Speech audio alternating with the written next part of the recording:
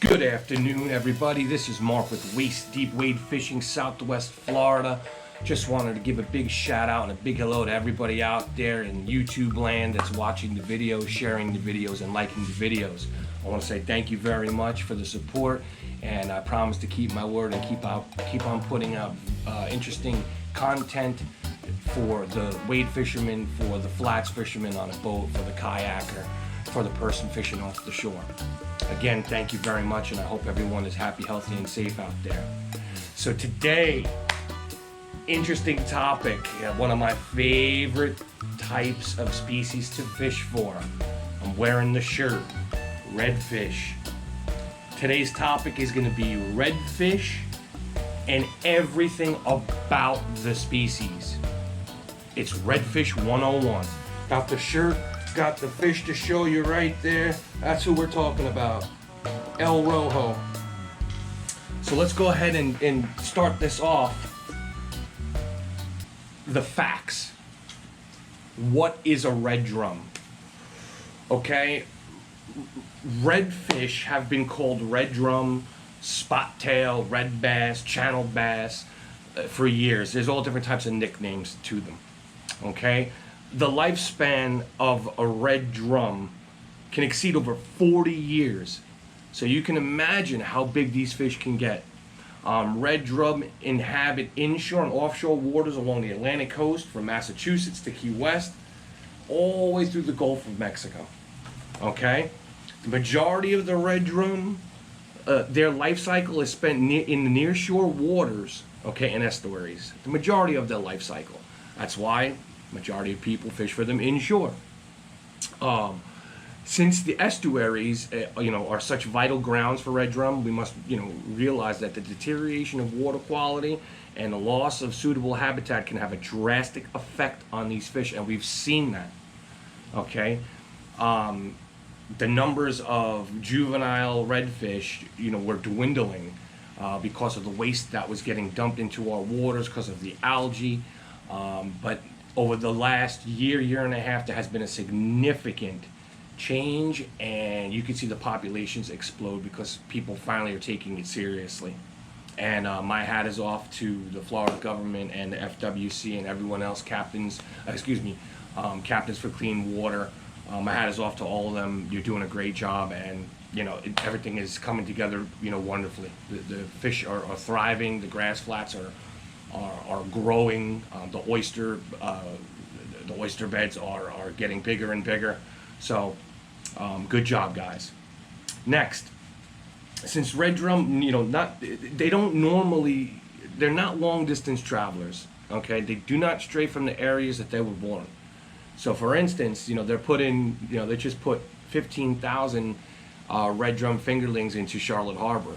So that's 15,000 fish that are probably going to be there for the remainder of their life, over the next 40 years, providing that, they don't get eaten by us or die of natural causes or get eaten by other predators. Now, in our Florida waters, red drum can reach lengths up to 45 inches and weigh up to 51 pounds. So just, imagine that. In Florida, you're fishing, on medium light tackle, and you hook into a 40-pound redfish on 10-pound Power Pro. Can you imagine the fight in 3 feet of water? That's why we do what we do. That's why we hunt the redfish, because they're such a hard-fighting fish in such shallow water, and they get huge. The redfish is a very popular fish here. Because of it's because of its ability to fight for extended periods of time, and it tastes good. I mean, let's just call it what it is. It's a good eating fish, okay? And the people that enjoy fishing for the redfish, also, majority of them enjoy eating those fish as well. There's nothing like a Cajun blackened redfish on a half shell, cooked on a charcoal grill. Serve that up with some shrimp and some rice, and you got it made. Now let's talk a little bit about the habitats that they like to live in. Now, as you could probably see in this video, I am reading from my notes off of my laptop. You know, there's a lot of info, so I'm not just going on a rant. This is actual proven stuff. This is from my paperwork, my files. You know, everything that all my study work that I'm putting out here on video for you. Okay? So habitats.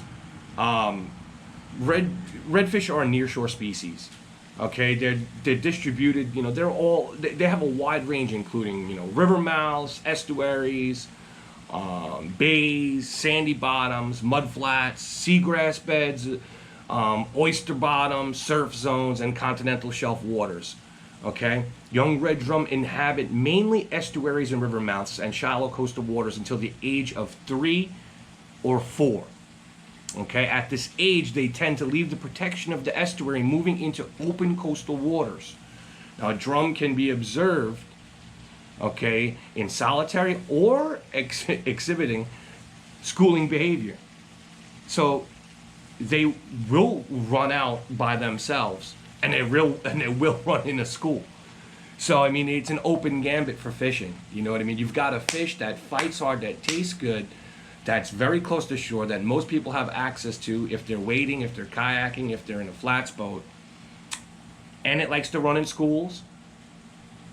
And it can be solitary. Red drum also can tolerate a wide range of temperature. Okay, anywhere from 39 degrees and as high as 93 degree water, which makes it almost like it's invincible, like it's a tank. Okay? And it can also tolerate wide ranges of salinity.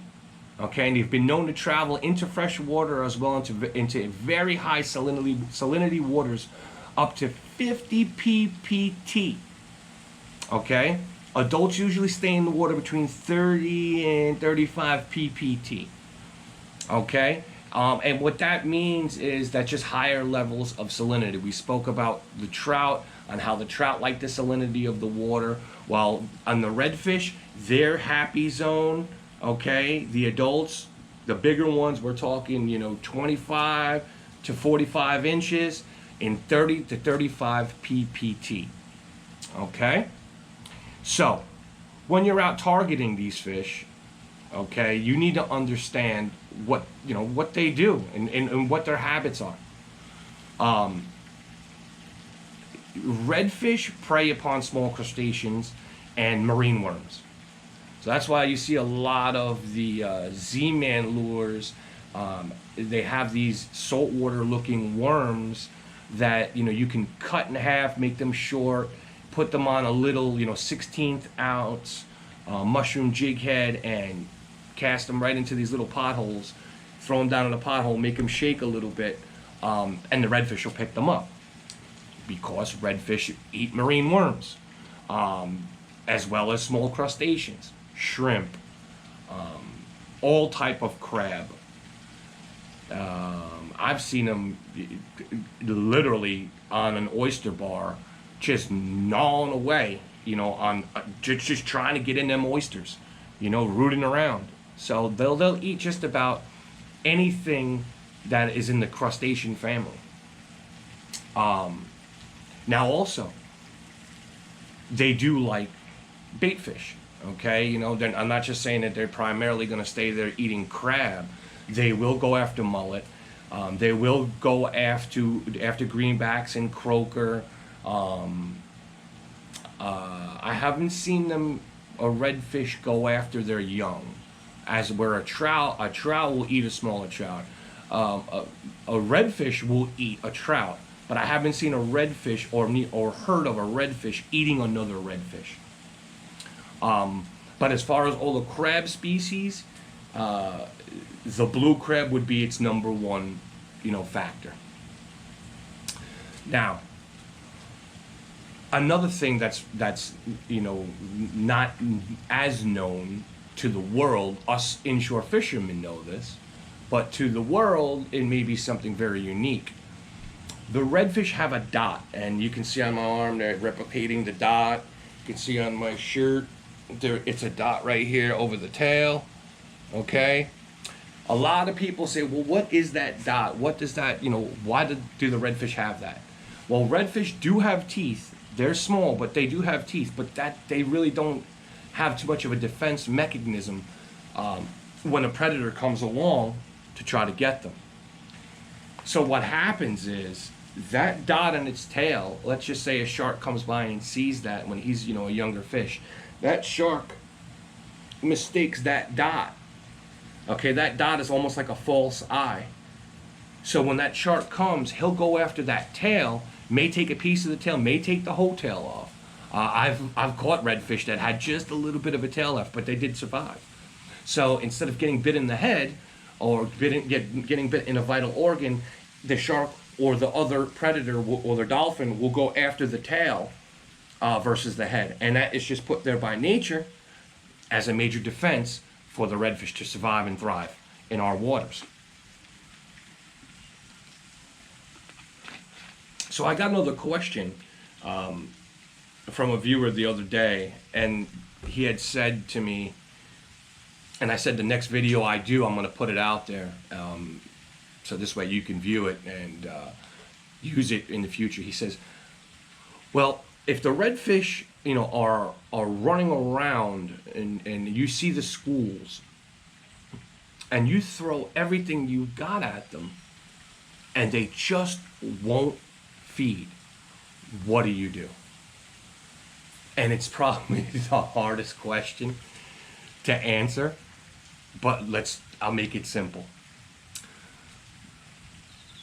If you are going through your box and you're following this school in your kayak, or the school is staying relatively in one area circling and they're doing their own feeding, and you're out there waiting and you're throwing and throwing and throwing and you cannot get one to bite, and you've put on Procure scent and you tried all your plugs, rubber shrimp, a fake crab imitation, everything you've got, and they still won't, they won't chew. Well, here's the answer to the question, bud. It's time to move on. If the redfish are not going to be biting that day, okay, that moment, and they're fixated on something else, and there's an old additive, never leave fish to find fish. But in this case, if the fish are not biting, I'm not saying leave the area completely. Go outside the school, move around a little bit, fish the area, keep an eye, see what they're doing, give it an hour, come on back, try again. Again, when redfish feed, okay, it deviates.